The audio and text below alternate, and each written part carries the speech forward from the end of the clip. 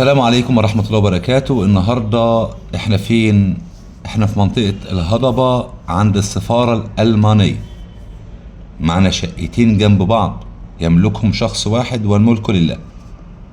صاحب الشقتين مشطبهم تشطيب سوبر لوكس زي ما حضراتكم شايفين. أول ساكن، محدش سكن قبل كده في الشقتين دول. الشقتين جنب بعض، مساحة كل شقة 100 متر، أمامية ببلكونات على شارع، منطقة الهضبة وسط البلد، السفارة الألمانية، الشواطئ، البحر قريبة منك، شارع شيراتون.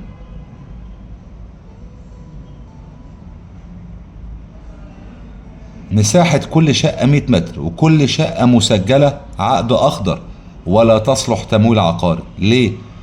صاحب الشقة عايز فلوسه كاش ومش عاوز يتعامل مع البنوك.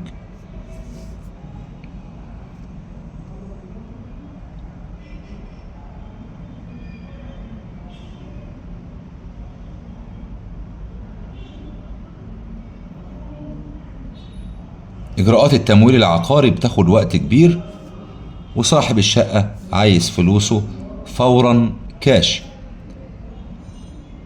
ببيع سعر المتر هنا ب23,000 جنيه. يعني كل شقة تمنها كام يا أستاذ محمد؟ كل شقة تمنها 2,300,000 جنيه. الدور الخامس آخر دور ومفيش أسانسير. الدور الرابع علو، الخامس رابع بلكونة. كل شقة أمامية، بلكونات على شارع، منطقة الهضبة الجميلة جنب السفارة الألمانية. كل شقة تمنها 2,300,000 جنيه. كل شقة مسجلة عقد أخضر وليك حصة في أرض العقار. ودي الشقة التانية، الاتنين جنب بعض على طول، يملكهم شخص واحد.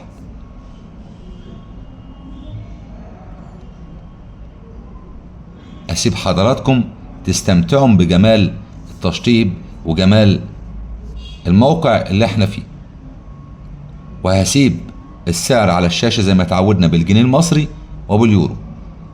دمتم بخير، والسلام عليكم ورحمة الله وبركاته.